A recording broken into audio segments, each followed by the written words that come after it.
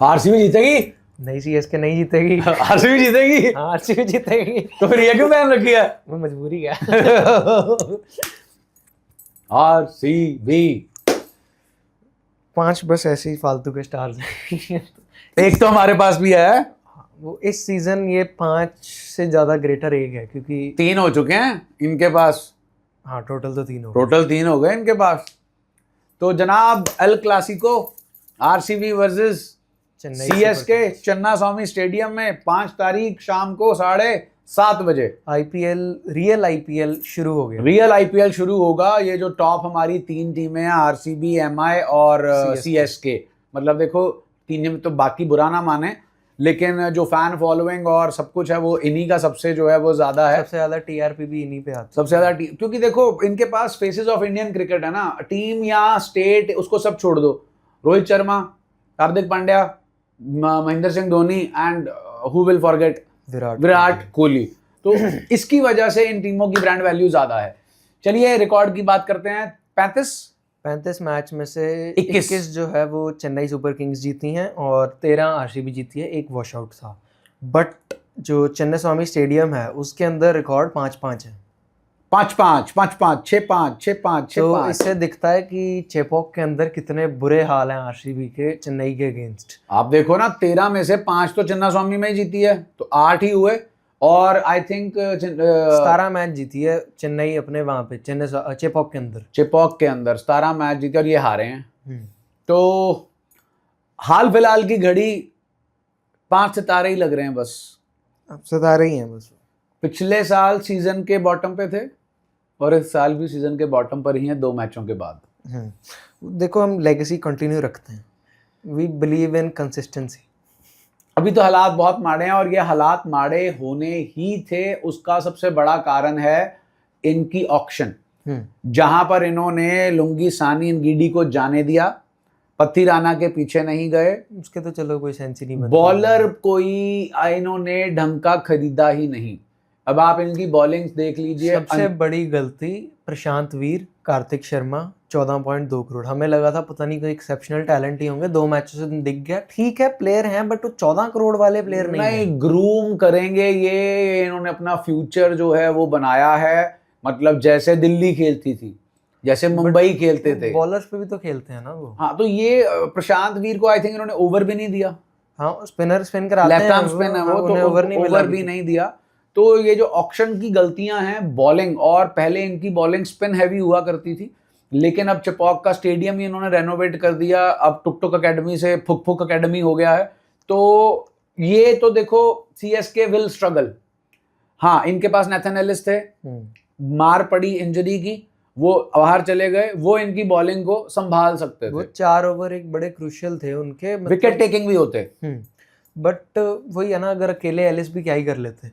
नहीं, कुछ तो सपोर्ट मिलती। अब अंशुल कंबोज से भी कुछ नहीं हो रहा, खलील अहमद से भी कुछ नहीं हो रहा, जेमी ओवर्टन को इन्होंने खिलाया नहीं पिछले मैच में। अकेले नूर अहमद खेल रहे हैं। नूर अहमद तो एक बंदे के दम पर नहीं, कम से कम 2-3 बॉलर तो इन टैंडम करे ना। दुबे जी से भी ओवर नहीं करा रहे। दुबे जी से भी ओवर नहीं करा रहे। यहाँ पर आपको थाला की कमी खल रही है।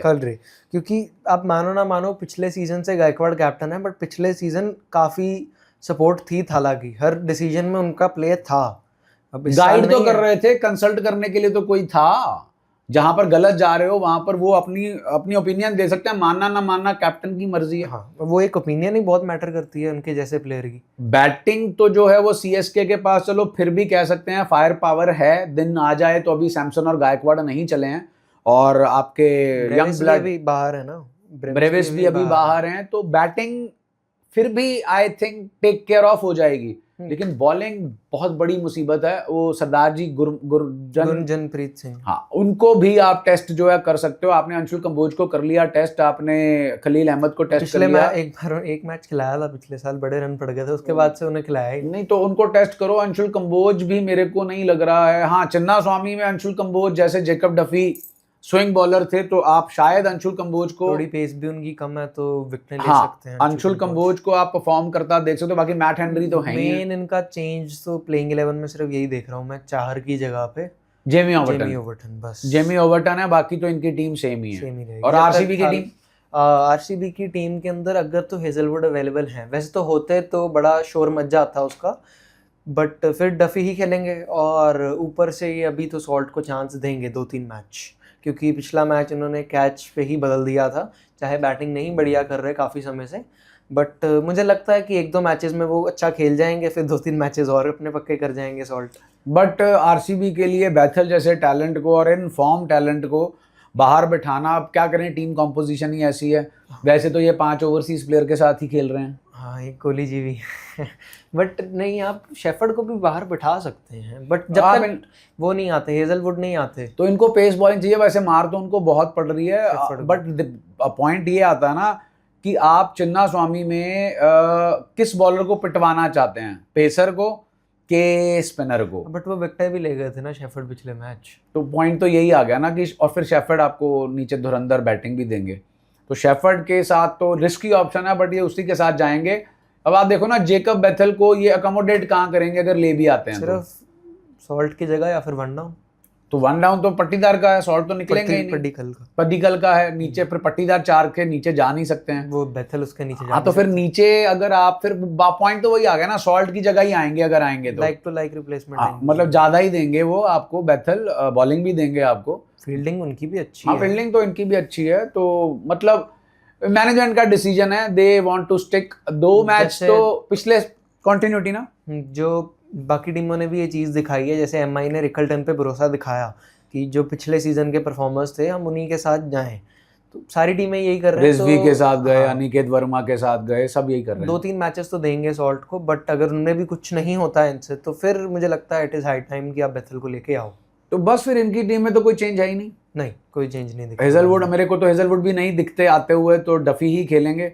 और डफी का देखना होगा, पहले मैच में तुक्का लगा था कि इस मैच में भी अच्छा परफॉर्म करते हैं। पहले मैच के बाद तो कह रहे थे it was the best game I ever played. हाँ, तो हाँ, न्यूजीलैंड की सीरीज इंडिया में और वर्ल्ड कप में धुनाई के बाद आपको मैन ऑफ द मैच मिल रहा है, वो भी चिन्ना स्वामी स्टेडियम में, तो और क्या ही चाहिए। तो आपकी तरफ से टॉप परफॉर्मर्स आरसीबी की तरफ से मैं देखना चाहूँगा ऑफ कोर्स विराट कोहली को, और विराट कोहली के बाद बॉलिंग के अंदर मैं फिर से भुवनेश्वर कुमार को देखना चाहूँगा। हो सकता है, क्योंकि पिछले मैच विकेटें इतनी नहीं मिली थी, बट इकोनॉमिकल थे। तो मेरे भी आरसीबी के अंदर बॉलिंग में तो भुवनेश्वर कुमार, बैटिंग में एक कोहली के साथ मैं पट्टीदार को देख रहा हूँ कि बढ़िया खेल सकते हैं, क्योंकि नूर अहमद जैसे बॉलर को वो बहुत अच्छा टैकल करेंगे। अब बट स्पिनर एक ही है ना, पेसर को भी अच्छा मार लेते हैं, देखा ही था हमने। तो साथ में सीएसके की तरफ से संजू सैमसन और गायकवाड़, दोनों को देख रहा हूँ मैं। ओपनिंग अच्छी जा सकती है, और फिर पीछे तो वो अपना फायर पावर है ही है, दुबे है, सरफराज है, आयुष महात्रे है, तो ये तो अपना जलवा दिखा ही सकते हैं। बॉलिंग उनकी तरफ से मैं अंशुल कंबोज को देखूंगा, अंशुल कंबोज और मैट हेनरी, दोनों स्विंग कराएंगे, अच्छी स्विंग मिलेगी, इवन खलील को भी स्विंग मिल सकती है यहाँ पे। वो बैटिंग में तो मैं देख रहा हूँ कि अगर पहली बैटिंग आती है 200 पार ले जाएंगे, बट ये 200 पार फिर चेज भी बड़ी इजी करवा देंगे। यहाँ चन्ना स्वामी में तो यार C for Chinna Swamy, C for chase, और चेज जो भी टॉस जीते C for chase master Virat Kohli. तो अब हम डिस्कशन करके मेरे को लग रहा है कि चेन्नई के हालात इतने भी खराब नहीं है। वही पहले वीडियो से पहले बहुत वो लग रहा था कि बहुत ही माड़े हालात हैं। कंडीशंस, ग्राउंड, पिच को देखते हुए उनके साथ है, उनकी बॉलिंग भी परफॉर्म कर सकती है, और बैटिंग में भी जो उनके चले नहीं है अभी तक। अगर ये तो ब्रेविस आते, ब्रेविस पिछले साल से आरसीबी के एजेंट बने हुए हैं सीएसके में, पिछले साल आउट थे एलबी, तो उन्होंने वो नहीं रिव्यू नहीं लिया, फिर खेले नहीं, तो अभी भी शायद खेलेंगे नहीं खेल, मेरे को लग नहीं रहा, कोई इतनी सुबुगाहट है नहीं। और थाला का भी देखा था, टीम बस से निकल रहे थे प्रैक्टिस के बाद, तो लिम्प करके ही निकल रहे थे। मेरे को लग नहीं रहा थाला जल्दी वापस आने वाले हैं, पहली स्टेज में तो नहीं लग रहे मेरे को। भी हो गई है, रिकवरी मुश्किल है, रिकवरी धीरे होगी, बट हमारा टूर्नामेंट भी बहुत लंबा है। तो दोस्तों फिर 50-50 के अभी 60-40 70 आरसीबी 30 सीएसके, मैं 60-40 जाऊंगा, 60 आरसीबी और 40 जो है वो सीएसके। वैसे इस पे पैसे लगाने एक फाइनेंशियल, मतलब रिस्पॉन्सिबल फाइनेंशियल डिसीजन हो सकता है नहीं तो दोस्तों वीडियो फिर देखो जी, आप अपने कमेंट सेक्शन में बताओ क्या रेशो है आपकी, 60-40 कि 70-30 of course in favour of RCB. Video पसंद आई हो तो लाइक करें, शेयर करें और चैनल को सब्सक्राइब करें। आरसीबी जीतेगी।